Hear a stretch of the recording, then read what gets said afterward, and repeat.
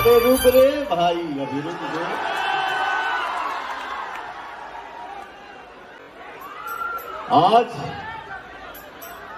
आज तक के साहित्यिक मंच पर भोजपुरिया रंगत और इस मंच पे जैसे हमारे एंट्री करौनी यहाँ Shweta Singh ji, thank you so much, बहुत अच्छा लगा। और देश दुनिया के किसी भी कोना में पवनवा जब खड़ा होला और हमारे भाई सब आप लोग गरज देते हो,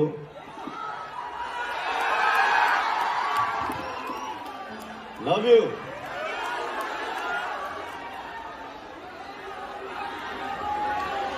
अरे रियल स्टार, रियल शेर, रियल राजा आप हैं, इसके बाद हम लव यू। एगो भाव तोरा लोग के देख के याद आ गई हमके पुरान गाना। साउंड वाले भाई साहब थोड़ा डिले दे दीजिएगा हमको। हेलो हेलो खाली कॉल दिया और थोड़ा मॉनिटर में साउंड दे दीजिएगा। हेलो आया?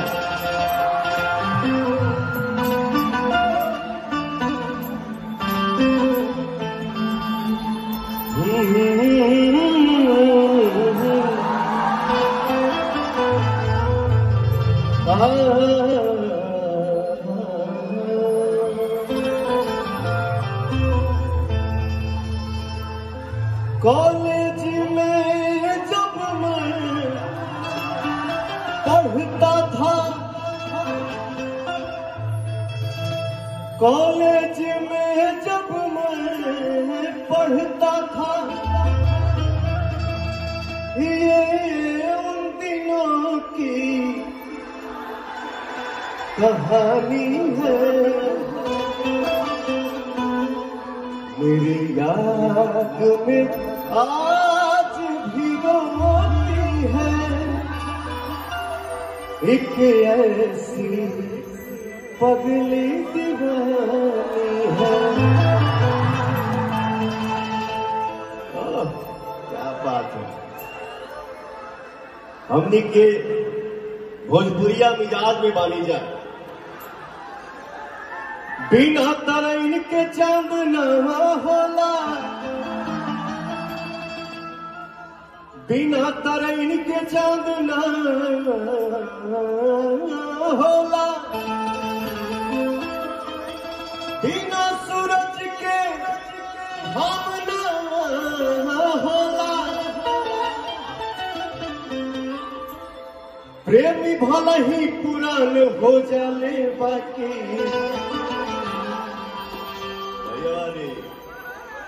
प्रेम कब हो पुरान ना होला।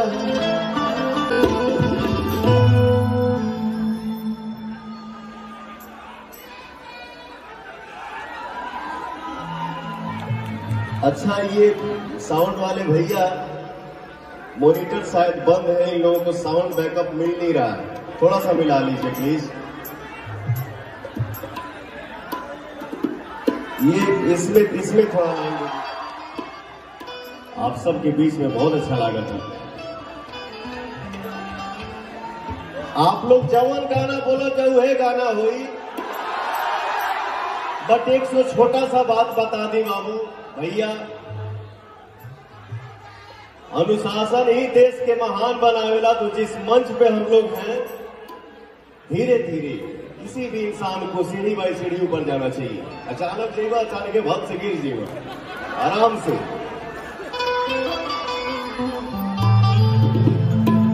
हंसलू तो भाग हमर जाग जाए, हंसलू तो भाग हमर जाग जाए। जा हमारो मन, जा हमारो मन तोहरे के ला जाए। हमारो हरे के जाए हौसल तो भाग हमर जाग जाए हौसल तो भाग हमर जाग जाए जा हमारो हरे के जाए जा हमारो हरे के जाए। क्या बात है, क्या हो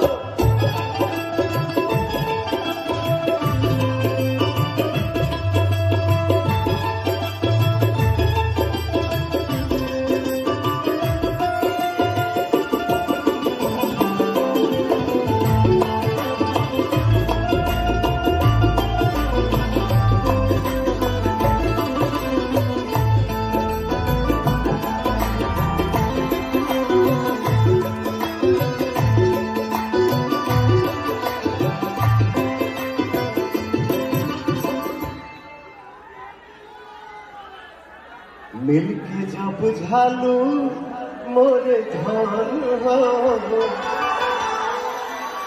हमारे म्यूजिशियन लोगन के फ्लाइट तनी लेट हो गई है, वो लोग आ जाता। और ये भी हमारे जो बैठे ये हमारा परिवार है, सब भोजपुरिया समाज है, हमारे भाई है। लेकिन तनी गैप के बाद मिलन होला तो आगे पीछे होला माइंड नहीं करेंगे, माफ कर देने के बाद।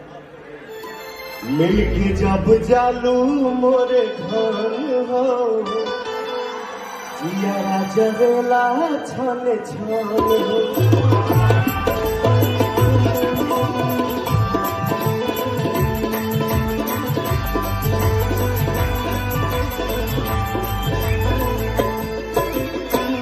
मिलके जब जालू मोरे घर हो जरेला छाने छाने हो। रहेल तो सोझा दुख भाग जाए रहेल तो सोझा दुख भाग जाए। हमरो तहरे के लाग जाए हमरो तहरे के लाग जाए।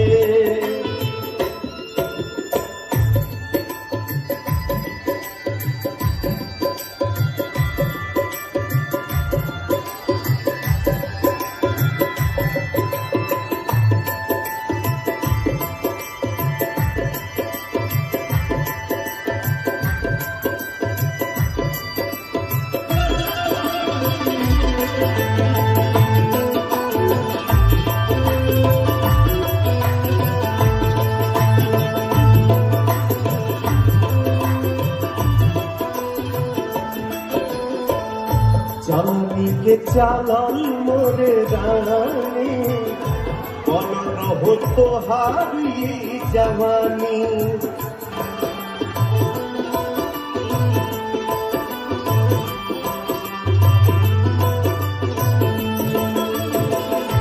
चांदी के चालन मोरे रानी बन रहो तोहारी जवानी। रूपवा सुनो रूपवा सुनो गोली दाग जाए हमरो हरे के जाए हमरो हरे के जाए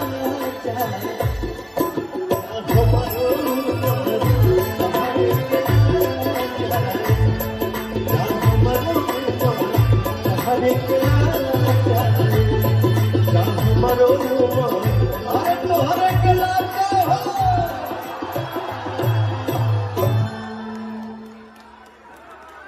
क्या बात है, आप लोगों की एनर्जी देख के आनंद आ गया।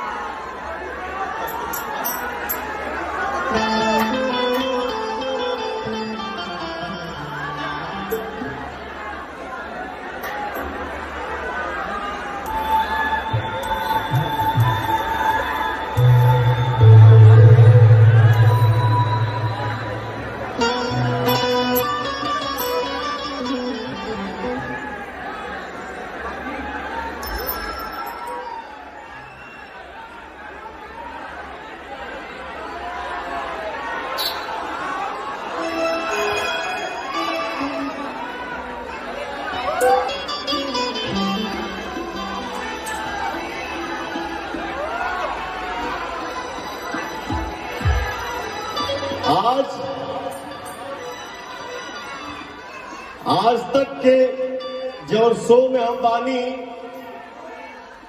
भोजपुरिया रंगत दिल्ली में हो भैया, और तुम्हारे सामने तुम्हार भाई, तुम्हार संगतिया, तुम्हार पवनवा खड़ा बा। एक बार तनी चारों तरफ से हाथ उठा के ताली बजाओ ताकि पूरा दुनिया देखे हो। क्या बात है ये।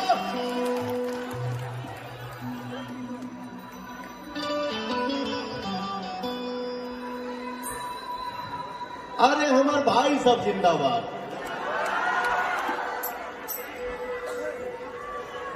मिला दा खाक में जिंदगी, जीवन मशहूर हो जाई। मिला दा खाक में जिंदगी, जीवन मशहूर हो जाई। करी जग याद कुर्बानी, जमाना लोर ढरकाई। भैया हो, कलाकार हैं हम लोग, तब भाई हो तनी गलतियों माफ कर जाला। और आप लोगों ने ही गायक बनाया, गायक से नायक बना दिया। तो कभी रोना है, कभी हंसना है, कभी हंसाना है। हाँ, यहाँ का जो भाव है, नजरिया जो है वो साफ होना चाहिए। बाकी कोई गीत संगीत गंदा नहीं होता है, सब अच्छा होता है।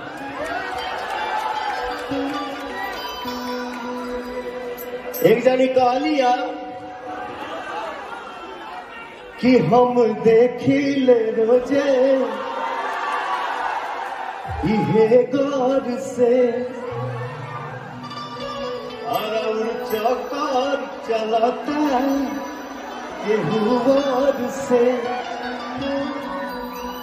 रोज करते हैं क्या सब मुझे है पता, आप ही बोलिए क्या ये बात सही है।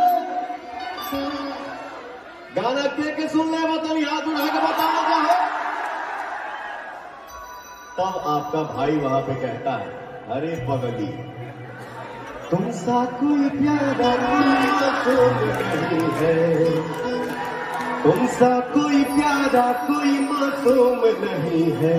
तुम जान हो मेरी तुझे मालूम है, तुमसा कोई प्यारा कोई मासूम नहीं है। तुम जान हो मेरी तुझे मालूम नहीं है। अरे झूमत रहा है।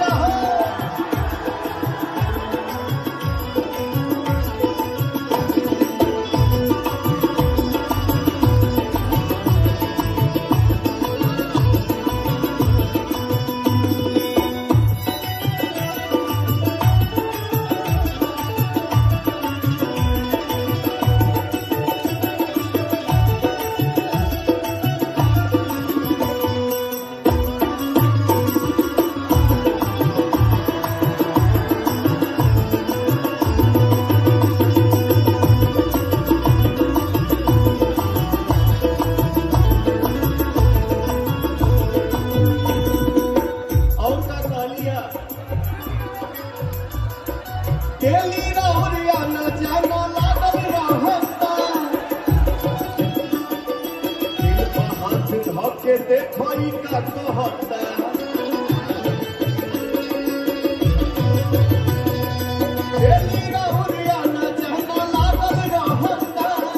दिल को हाथ धो के देखो का कहता।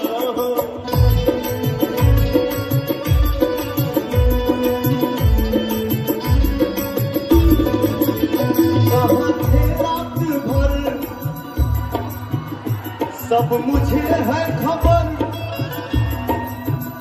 कहाँ थे रात भर सब मुझे है खबर। कौन है जो ये जादू चला रही है।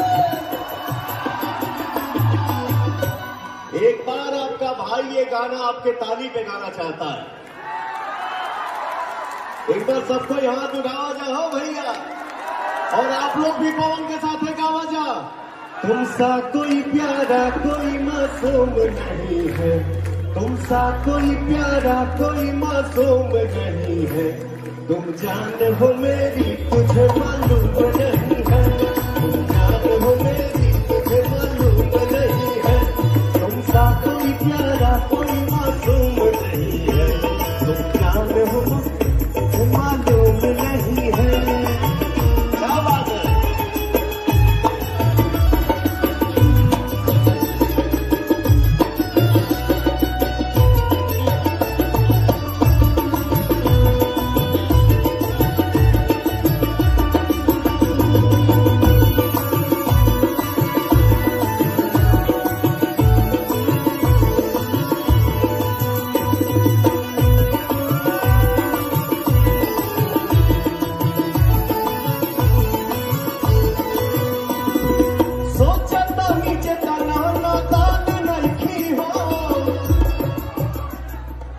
लइकवा कहला सा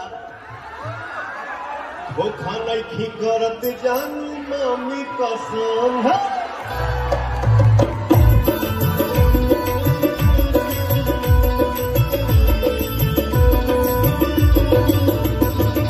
सोचता नीचे तनाना तान नहीं खी हो, वो खाना खी करत जानू मम्मी कसम है।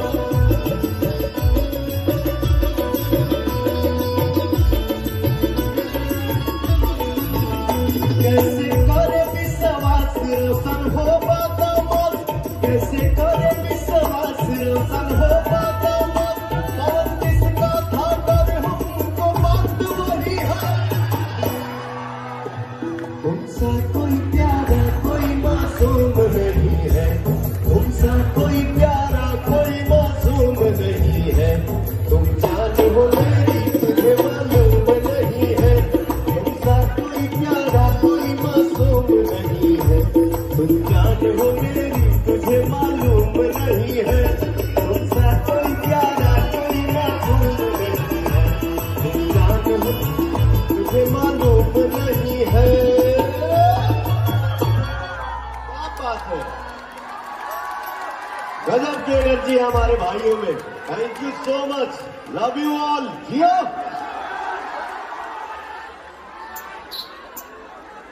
क्या सुनाई बतावा जा।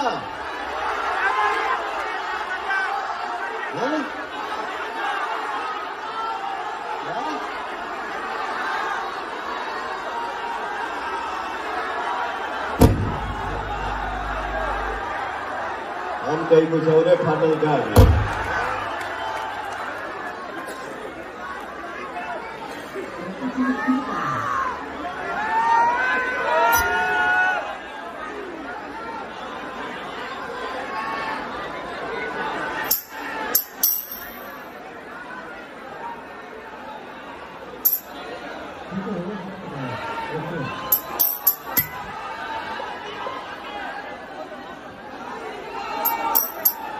ऊंच नीच कहीं हो जाता है गौरव भैया,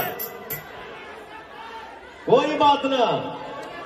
अरे तुम्हारा लोग के ताली बानो हो, आप सबकी एनर्जी बानो, आप सबकी प्यार बानो, कहीं कहीं खड़ा होके पवनवा गांधी जय हो।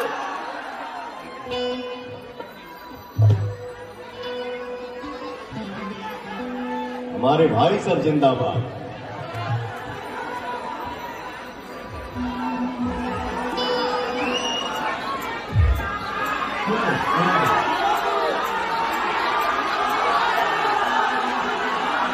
सब हो जाएगी, सब होगा बाबू। तनी समय काटे के बना कि एक अलिकुल गाना गा दी रे पगला, रुक जो आराम से।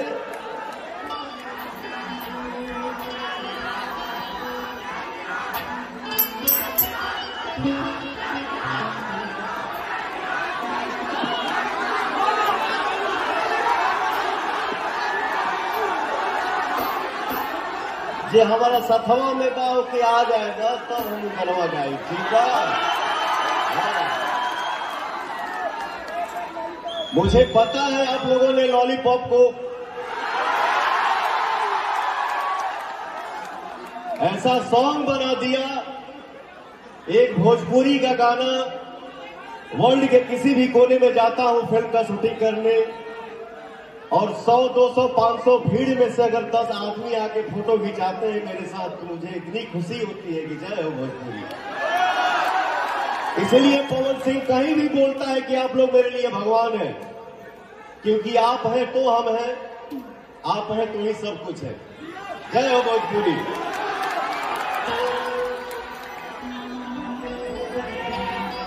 नैन छुरी से कटारी हो गई,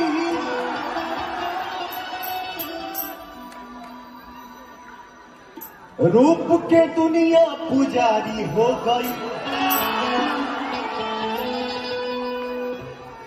नैन छुरी से कटारी हो गई,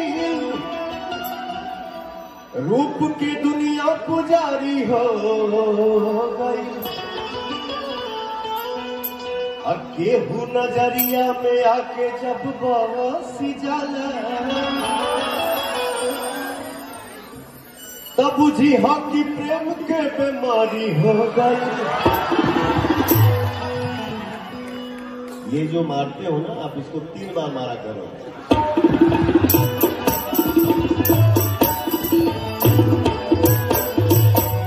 हाँ, ये भाई भोजपुरिया मिजाज, क्या बात है।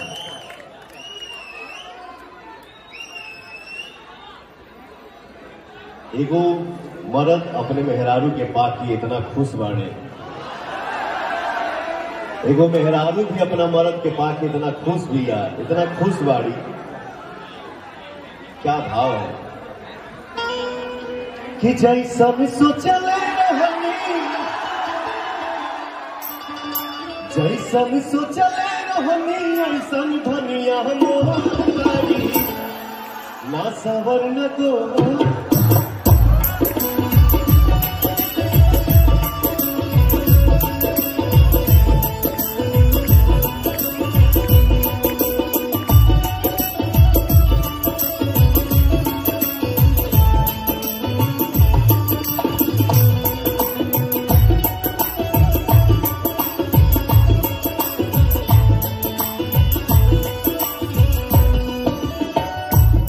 जैसन सोचले रहनी,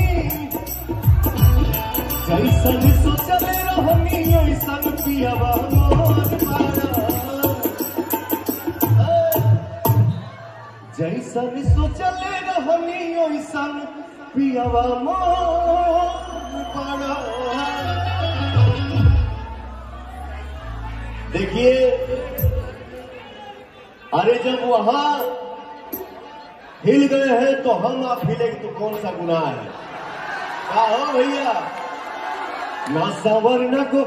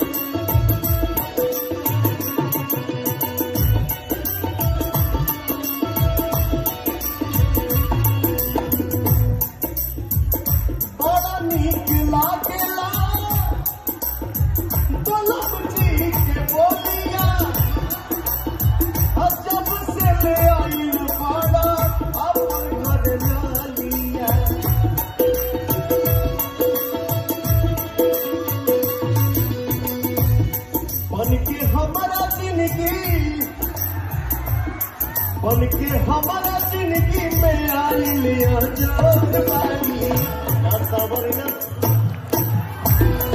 चल रहनी इंसान खलिया मोर वाली सबर ना को पड़ी हो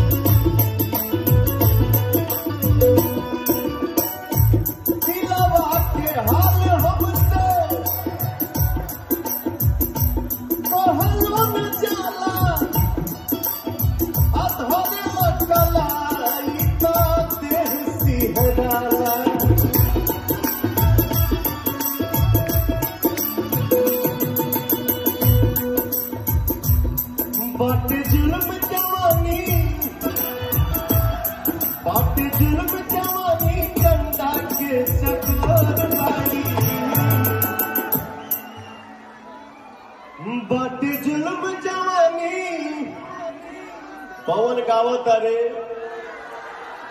हमारे भाई सब आगे भाव दे रहे हैं। बट जुल्म जवानी चंदा के चकोर बाड़ी, बट जुल्म जवानी चंदा के चकोर बाड़ी, ना सवर न गोर बाड़ी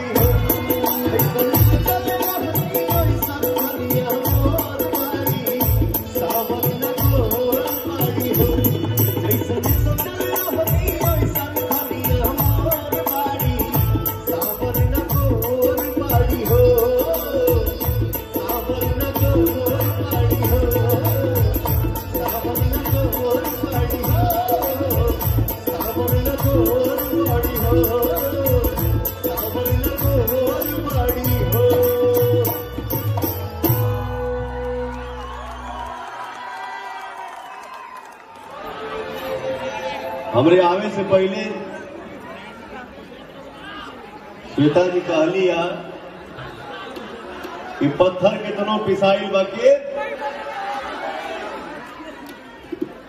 और तोरे भैया कोई बजा दे बाजा इधर माइक के लाल कोई। अरे जोर से बोला सा वाह।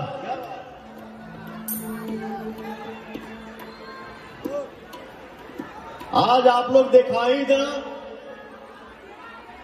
कि जौने भोजपुरी गाना के पूरा वर्ल्ड सुना था, हमारे भोजपुरिया संसार के साथे साथे आज इस मंच के माध्यम से पूरा दुनिया देखेगी चाहे फिर से कि हमारे भाइयों में क्या एनर्जी है। चल रहे बेटा जिया।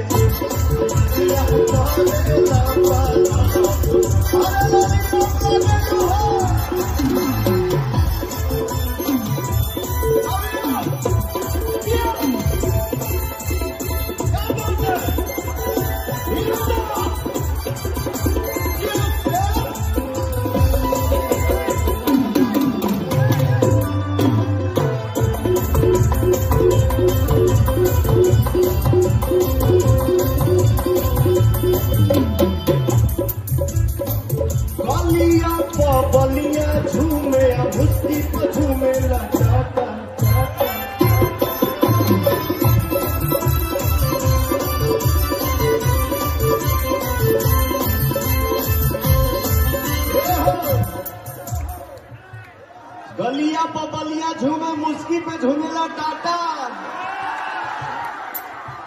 गोरखपुर देवरिया में तो हर बुक रहेला टाटा।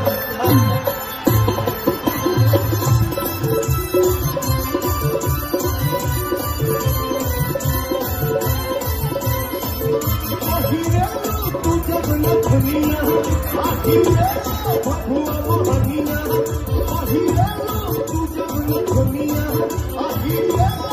बबुआ मोहनिया, तू चका चौक लागेलो, तू चका चौक लागेलो। कमरिया कमरिया कमरिया तुम्हारे लॉलीपॉप लागेलो, कमरिया तुम्हारे लॉलीपॉप।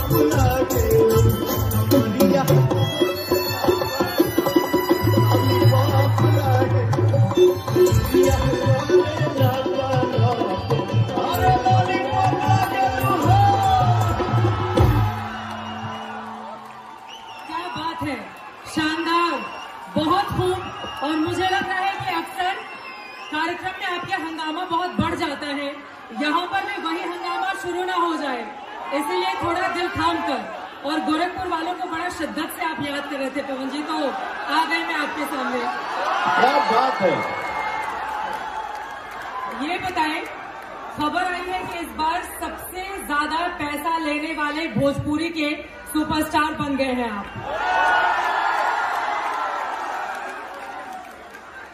एंट्री हुई थी वैसे ही आप जाएंगे, लेकिन आप अपने ही पवन सिंह वाले अंदाज में। और मैं एक चीज का जिक्र करना चाहूंगी, नितिन गडकरी जी केंद्रीय मंत्री का मैं इंटरव्यू करने गई थी, तो मैंने उनसे उनकी रुचि के बारे में पूछा, क्या पसंद है आपको, क्या करते हैं आप, गाने किस तरह के पसंद है। तो भाई उन्होंने कहा कि भोजपुरी गाना मैं सुनता हूँ, पवन सिंह का गाना जरूर सुनता हूँ। तो बताइए कहाँ कहाँ आपके फैन बैठे हुए हैं, तो ये चाहने वाले तो हैं यहाँ पर। चलते चलते एक आखिरी परफॉर्मेंस।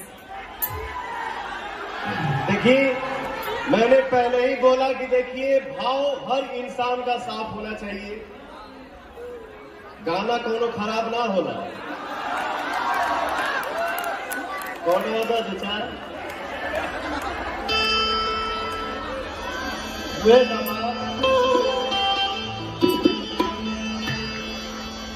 कि हाई फेंक दो न लोढ़ा, गुस्सा कम करो थोड़ा, चूड़ी फूट जाए, हरा राजा जी के दिलावा टूट जाए। लेकिन भैया हो, चित्रा जी के आदेश पर 4 लाइन कि वहां के आज्ञा हुआ कि 4 लाइन और मैं सुनाऊं।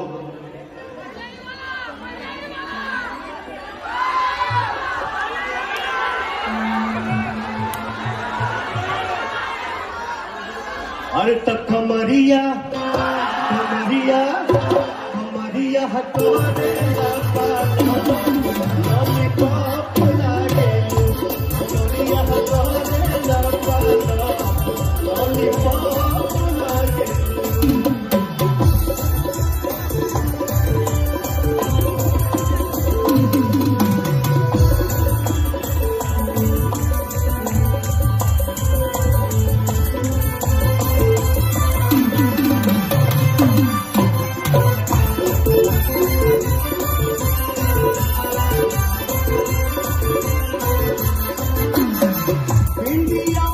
बक्सर डोले भाली पे ससारम बिहारी बिहारी बिहारी।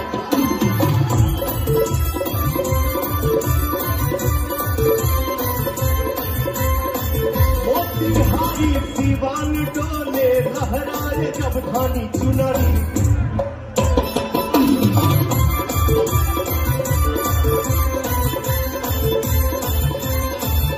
देखी के चढ़ल जवानी पटना राजधानी, देखी के चढ़ल जवानी अहिले पटना राजधानी।